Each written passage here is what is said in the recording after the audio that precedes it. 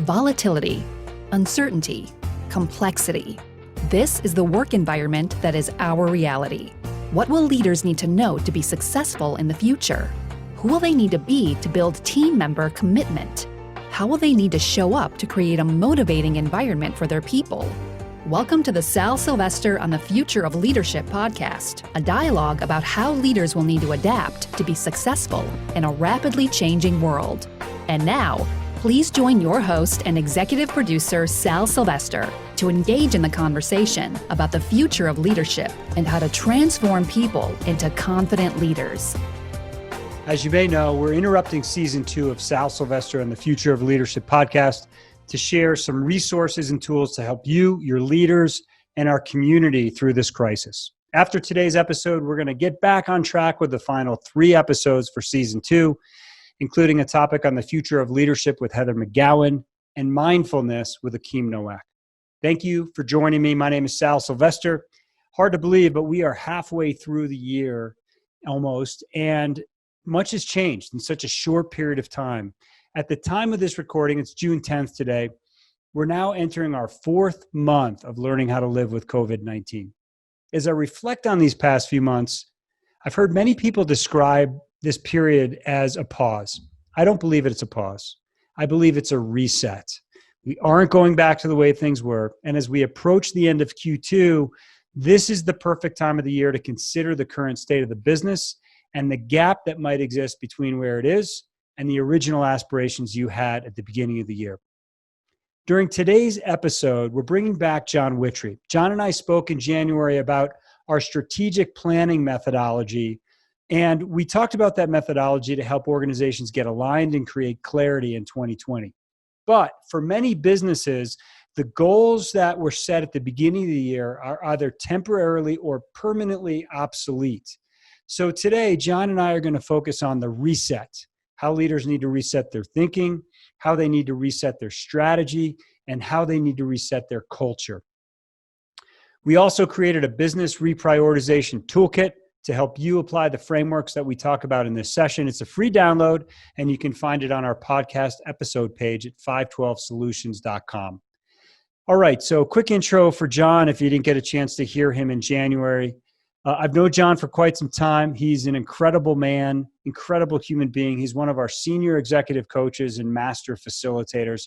John has been in training, executive coaching, and facilitation of strategic planning for 25 plus years. His clients are incredibly diverse, from foresters in the Pacific Northwest to a large number of Fortune 100 companies.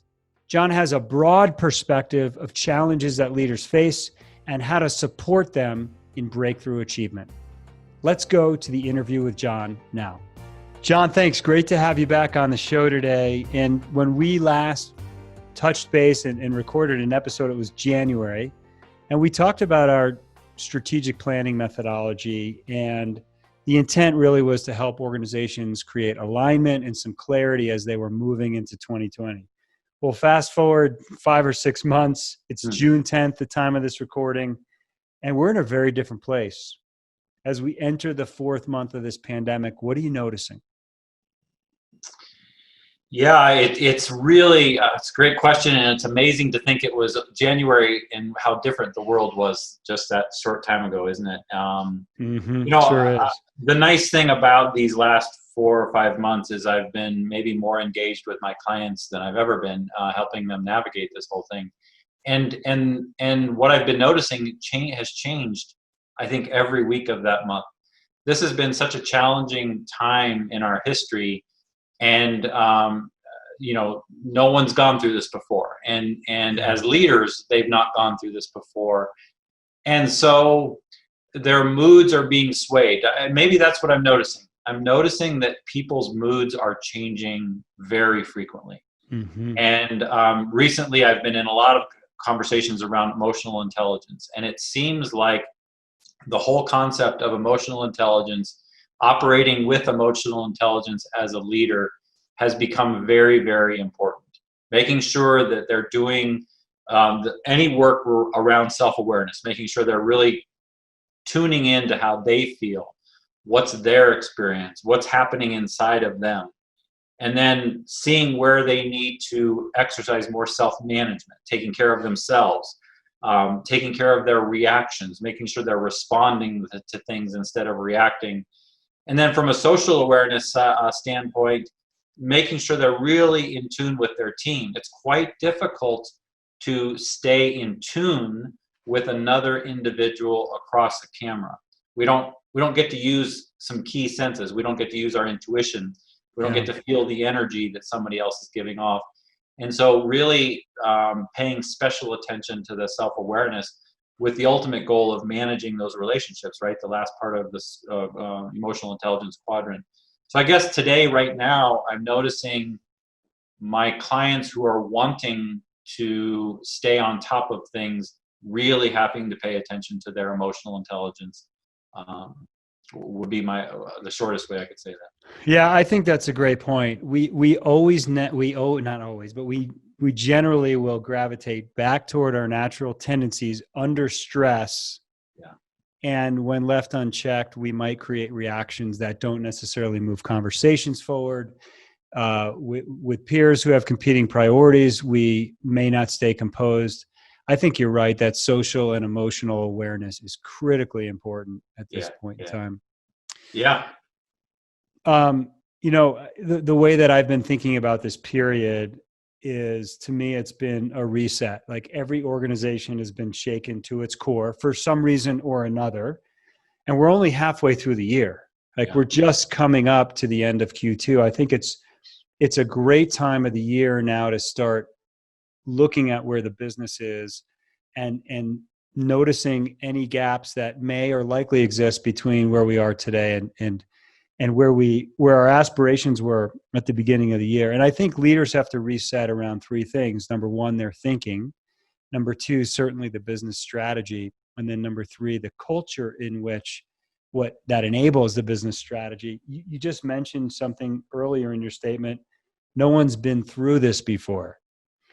How does that inform leaders in terms of how their thinking needs to change, or what's the reset in a way a leader needs to think given this environment that we're in right now?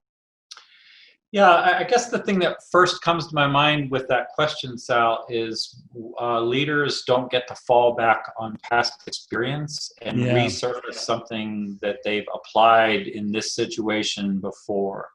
And so they're actually either having to really engage their own creativity, or they're actually having to be in more dialogue with other people and find out different ways of thinking about things, different ways of viewing things. And so maybe this scenario is forcing us as leaders to not be so self-sufficient, but actually to rely more on others, whether they are our peers, whether they're the people that work with us or for us. But I think maybe, I'm hoping, a more collaborative style of leadership, because there is no past experience to fall back on. Yeah, it's a really good point.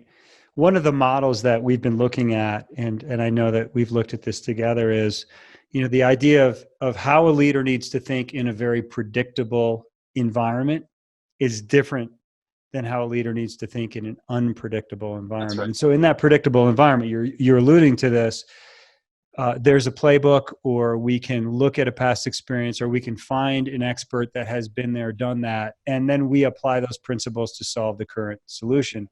But we've never been through what we are going through today. It's completely unpredictable. And so the cause and effect is not clear until after the fact.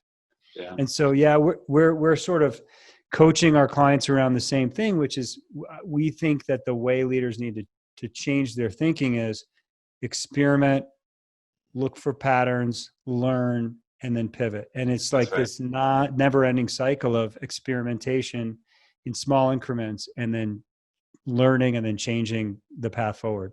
Yeah, and I think it's one of the great things that we could take forward out when we get on the other side of this, because I think it's a great way to operate. Instead of one person having all the answers and saying, go do this, saying, what should we do? I think there's one story that if we had more time, I would tell in depth, but I recently had an experience with a leader who tends towards more command and control style of leadership. Yeah. And my mouth or my jaw could have hit the floor when I heard him say to his direct reports, what do you think we should do? And they didn't know what to say, because I don't know that they've ever heard him and asked that question before. But I think it's brilliant, and I think it really points to the time that we're in. No one person knows what to do. Yes. But collectively, we can come up with really creative ideas to go test, learn our lessons, pivot, go back and test it again. So it's really well said. And in some cases, with the level of innovation that I think businesses need now, this isn't about, in many cases, business models have changed so dramatically. It's not just about optimizing an existing system, which is definitely innovative, but this is more about revolutionizing or making major transformation. And in many cases, experience is more valuable when we're trying to optimize an existing business model, and gets in the way when we're so attached to an existing business model. So you're right. Like, we need different voices. We need more voices to change our thinking ultimately. Yeah, no, I totally agree with you. So that's the first reset, just around. I think it's really key, because before we can get into resetting the business strategy, we do have to think about how we think, so that we can set the right strategy, or at least be open about the right strategy. So as companies start to reemerge here, as they start to go back to work, as they start to reopen businesses, again, the priorities or goals that many of them set at the beginning of the year are either temporarily or permanently obsolete. How do companies deal with that? How do they start to reset that business strategy? Yeah, maybe not on just one answer to that, but I'll generalize a little bit. And of course, this comes from the experience that I'm currently having with my clients. And that is, in some ways, I'm asking them to move their strategic planning cycle forward. Yeah. And how I've seen it done real recently very effectively is, first, have a good, robust accountability review on your existing operating plan. So doing a good review of what are our objectives, what were our targets, what's our actual, what's our variance, what do we want to celebrate? And then, instead of course correction, asking ourselves, is this still valid today? Is this objective still valid in today's scenario? So I like starting first with an accountability review on the old operating plan, because then you close doors that need to be closed, you keep open doors that need to be open. Mm-hmm. Then I think it's really worth going back and looking at your strategy, mission, vision, values, unique market position, all the key attributes that we talked about on the last podcast that we did. And in some cases, I'd be surprised if there was change. Quite frankly, I don't know that values would significantly change. There might be some tweaks. It's possible, though, vision and mission could change for some organizations. Yeah. It just depends on what their focus is. But I think it's at least worth going back and revisiting. And now it's kind of off cycle, because here we are, June 10th, right? So usually with my clients, this happens in the October, November timeframe. But doing it off cycle like this with current data. The other thing that I am working with my clients on is, we used to take, with the strategy, we would take maybe a 3-year look at all of that stuff. Mm-hmm. But I'm saying, does anybody feel comfortable looking 3 years out right now? Right. And I don't personally. And so reeling that in, hey, for the next year from a strategy standpoint. And then from an operating plan, so clear objectives, projects that map those objectives, and then the metrics, the operating plan. Mm-hmm. I'm seeing more of my clients get comfortable with 3 to 6 months. What do we want to do instead of a year time frame, which is what we used to do. Just recognizing that things are changing so much that we might only look at things from a 3 to 6 month standpoint. Now, I think that allows you to be more agile. I think that allows you to course correct swifter as things continue to change, more problems continue to layer on top of the ones we're already facing. So just to summarize what I just said, an accountability review on the existing operating plan, and then an abbreviated strategic planning process to get as clear as you can on the next maybe 6 months. There isn't a playbook right now to address the complexity in our work environment. More than ever, leaders need other leaders to share strategies and tactics, ideas, and action plans. That's why we started our Leadership Coaching Circle. It's a 6-month program that provides a platform for an exclusive group of already successful senior leaders to support each other, to accelerate their development, and to navigate change together. Each Leadership Coaching Circle is comprised of hand-picked cohorts of 4 to 6 senior leaders. The program includes a monthly leadership exchange to elevate leadership skills and gain insights from other successful senior leaders. It includes 1 executive coaching session per month to address the targeted needs that each participant might have. There's a peer coaching element to it, and of course, access to our Coach Metrics platform for leadership frameworks, communication, session notes, and other resources. If you're interested in applying to be part of our Leadership Coaching Circle program, our next cohort's going to start in the next 30 days. Send us an email at info@512solutions.com. info@512solutions.com. Yeah, that's great. Some of what I've been seeing with our clients that align with what you just described, and maybe I'll add on to that, is you can do a SWOT analysis for where you are now. So oftentimes we'll do that as part of our strategic planning process. So I think it is also interesting to look at where are we strong and weak internally, and what new threats have emerged that we did not see 4 or 5 months ago, and what new opportunities could be possible that we did not see. And part of what we found with our clients under stress is the weaknesses get magnified, the threats get magnified, and it becomes harder to find the strengths and the opportunities. But I think that's an interesting exercise to go through now, to say, where are the new threats and the new opportunities? And then a second piece I would add is, there's a management theory that I've been recently looking into and exploring by Henry Mintzberg. He's a professor and author and a research on emergent strategy.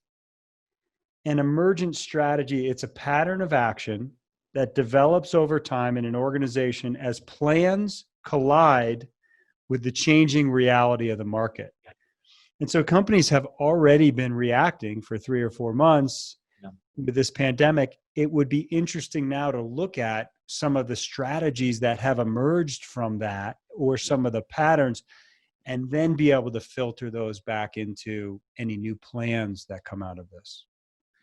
Well, and if I understand what you're saying correctly, a simple example of that could be the work from home scenario. So the number of clients, so their strategy was to have these big buildings with their people centrally located because they thought that was how to keep them most productive.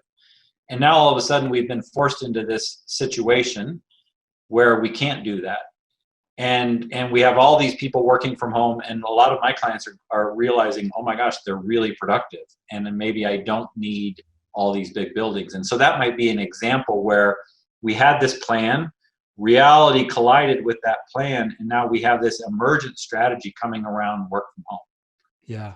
Might be just a simple example of that, and you could apply to many other areas. Without a doubt. I've seen so much innovation that's come about in such a short period of time. Yes. Companies rolling out new products or services that have emerged out of an essential need. Yes. We could even look at our, local restaurants that have figured out how to do pickup, or in downtown Louisville in Colorado, they are now closing down Main Street, and they're going to put tables out in Main Street so they can have socially distant service. So there are these strategies that are emerging that could inform our next phase business plan. Yeah, another small example. I've for years used a buff, what they call a buff, a neck gaiter or a neck warmer, for my really cold morning bicycle rides. Well, that's a really great mask to use to go to the grocery store too. Absolutely. And in fact, these buff companies are starting to market that direction. They're I think crushing those are it, great man. examples of this emergent strategy concept. Yeah, I think that is too.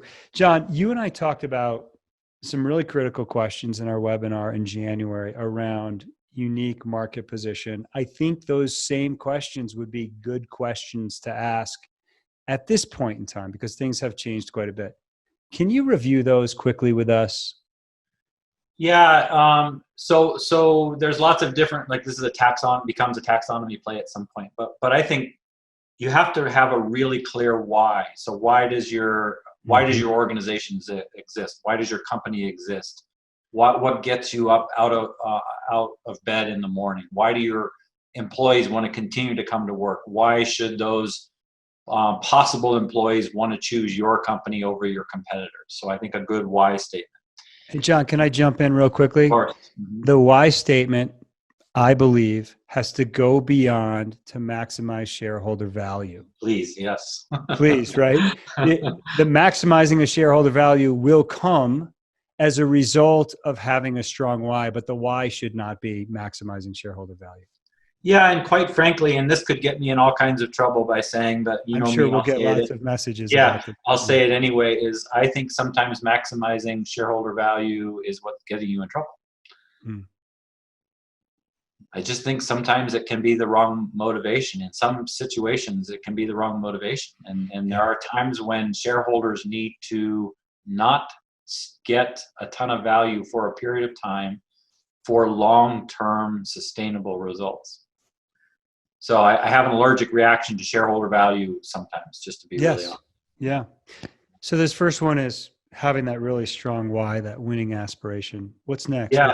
The next one is an aspirational statement. And this is really what drives you outside of the box that you're in. What's wildly possible for your team? What really stretches you? So a strong aspirational statement for your organization becomes important. Mm-hmm. And then we move into values. What are your core values? And I like to keep the core values to the fewest number possible so that we can actually remember them and do our best to live into them. So what are the 3 to 5 non-negotiable core values your organization wants to operate from? And you're going to use these like in times like this when times are really difficult. Really difficult times should drive you back to these values to help you make value-based decisions. So getting clear on those core values. Then where will you play? So what is your marketplace? Where are you going to flex your muscle? Mm-hmm. You can't play everywhere. You have to be as specific as you possibly can as to what your playing field is. And then once you're on that playing field, the next one is how will you win? What is essentially your competitive advantage? What sets you apart from those people who want the share of the marketplace that you're after? With those things in place, you can start to say, okay, what are the gaps that we have? What are some of the capabilities that we are lacking that we really need to lean into? And then finally, what are the management systems that are required that might be missing, or where do they need to be tweaked to serve us more effectively now? So those are ones that we reviewed during our past podcast. It's really good, and they all relate to each other. So they roll up or cascade up to each other, and there are a series of choices. I mean, that's ultimately what strategy is making choices, which is never easy. Choices about what you're going to do and what you're not going to do. Absolutely. So as companies start to make choices now, maybe some new choices that are different from the choices we made back in January, no matter how we define it, what our organizational cultures have faced has been pretty dramatic. There have been abrupt changes to remote work, as you just mentioned. There are new modes of communication, potentially rebuilt business models that have no guarantees for success. As leaders start to face these realities, how do we need to reset our culture? Well, I think any reset has to incorporate what you're learning right now. So I'll give you an example of something I'm wrestling with an organization right now. So this is a company that has led with people first as a statement for a really long time. And I would say they have endeavored to make people first part of their culture. And then this crisis hit, and some of the initial actions that they took were not consistent or in alignment with people first. Right. And so I think we can use our learning and watch our behavior from this and see where has the culture we were trying to create, what happened to it during this time? Did our behavior reflect that culture? If so, great. If our behavior did not reflect that culture, do we need to change what we're talking about in our culture to more resemble our behavior? Because no one wants you to talk about this culture and then exhibit an adverse behavior. Yeah. And so we want to make sure those things are congruent. I think you got to really look at how have we acted? What's our way of being through this really difficult time? Where did we win in our culture? What saved us? Yeah. Like what made all the difference in the world? I have one company who was adamant against work from home, and then they all had to work from home, and they are recognizing how committed their people are. They've been performing outstanding working from home. And so how do we take that knowledge now and bring it back into the culture post this mess? Mm-hmm. And so I'm a big fan of being introspective, self-introspective, but organizationally introspective, and saying, what are we seeing? What do we want to hold on to? Where were the gaps that we can build into? And it's going to be different for every organization. Yeah, absolutely. Yeah. Listen, I think this is a really intentional process and a reflective process, as you mentioned, because there's a lot of good things that have emerged from this. Like so many people have stepped up, and it informs the values, it informs the behaviors that are needed now. Yes. Yeah, absolutely. And here's my one concern about what we're talking about right now, is that organizations will take the time to do it. Yeah. Because these aren't things that you jump onto a Zoom call for 30 minutes and do. Yeah. Like these are things that you got to create space for. You got to create conversation. You've got to allow people to just talk for a little while. And that's, you asked your first question is, what am I noticing? I'm noticing that people are having a really hard time making time for some of these broader conversations. Mm-hmm. And this whole idea of what do we want our culture to transform to takes time. It's a dialogue. It's a back and forth, and you can't necessarily rush it. John, thank you so much for being on the show today. Just always so inspirational to connect with you. And I know that our listeners are going to find a lot of value in this. I certainly have, and have learned a lot just in the last 20, 30 minutes. So we'll connect with you soon. It looks like you've got a bike in the background there, and I know I've always got a bike in the background, Sal. John, we'll talk to you soon. Thanks. Okay. Thanks, man. Okay. Bye. Thanks for joining me today to talk about the future of leadership. Don't forget, you can get our free business reprioritization toolkit to help you implement the concepts John and I talked about in this episode today. We also have a number of other free toolkits on our podcast page to help you and your people through this time, including how to lead with inspiration in a virtual environment, leading through crisis, using DISC to connect virtually, and the manager's survival guide to the pandemic. You can go out to our podcast page and get all of those resources for free at 512solutions.com. That's the numbers 512solutions.com. We will get through this extraordinary time together. Thank you for joining me, and I look forward to continuing the conversation about the future of leadership. I'm out.